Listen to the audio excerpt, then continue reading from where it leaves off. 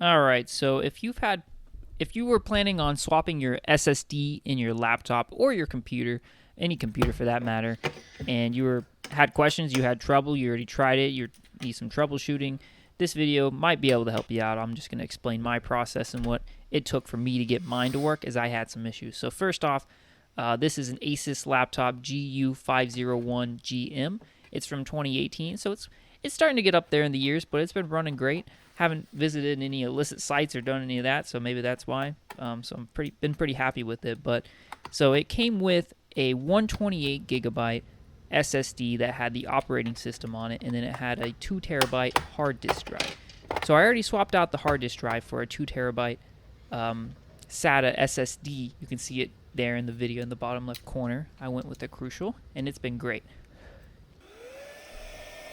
But as you know, the 128 gigabyte, which has the operating system as well as all my documents and other videos and stuff like that, is awful. I mean, 128 is absolutely nothing. So I went ahead and purchased a 4 terabyte Crucial again.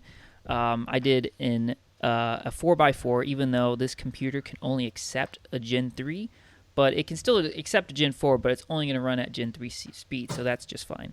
So as you just saw here, we're already at the process of me popping the SSD drive in. And so it's pretty simple taking this laptop apart and doing all that. At the beginning, I showed a bit of the software that comes included with the Crucial to do the cloning process, which is a fairly simple process. You just follow the steps essentially, but you're going to need an enclosure that you can get from Amazon fairly simple or fairly easily. So now that I've done the whole swap, I did a bit of cleaning as well while I had the laptop open, just to clean out the fans a bit, even cleaning up the screen here as well. And I tried to boot it up, and issues. So it just kept on going to this screen over and over again. And as you'll see, I run through quite a few things trying to fix it. I try to do some configurations with some commands. I tried to jump into the BIOS, as I thought it was still trying to boot off of a drive that either wasn't there or it just didn't know that the new drive was in there. But I found out that it knows the drive was in there, it just was having trouble starting. So I was kind of going down a rabbit hole for a while. I was trying to figure out, as you know, this laptop only came with the 128. I've heard online and other places that ASUS itself will tell you that the laptop can only accept 2 terabyte, when that's not true. It can take as high as you can get, really. You could get an 8 terabyte drive. It costs a fortune, but you should be able to put it in here, no problem, and it should run. But then I thought, okay, maybe what came in the laptop was a SATA drive, so maybe it's a SATA port that can't accept an NVMe, and so I went through that, and that wasn't the issue either. I basically went down a whole rabbit hole trying to figure out, did I have the right drive? Turns out, yes, I had the right drive, because the computer was recognizing it, so that's why I was like, it has to be working. So what it ended up being, and as you are seeing here, is my current 128 had an issue where it needed to be repaired. Now, this isn't the part where I was trying to repair it. This is me just kind of showing what you would need to do, which is you open Disk Management, you go and you click on the drive, you go to Properties, Tools, and you just do a quick scan of it to see if anything's wrong. It takes a couple minutes. It'll jump around a lot.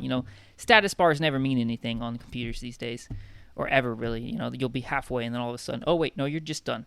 You know how that works. So after I had done that completely solved the issue. I cloned again, and then I put the 4 terabyte in, and that was that. It worked. So, if you're having issues, that could be a simple fix. I've looked at other, like I said, I went down a rabbit hole, but this turned out to be the issue. So fairly simple. At first it didn't know that it had issues. So once it found that, okay, we have an issue, it kind of goes through its own process to fix itself. It takes a few minutes. It has to restart.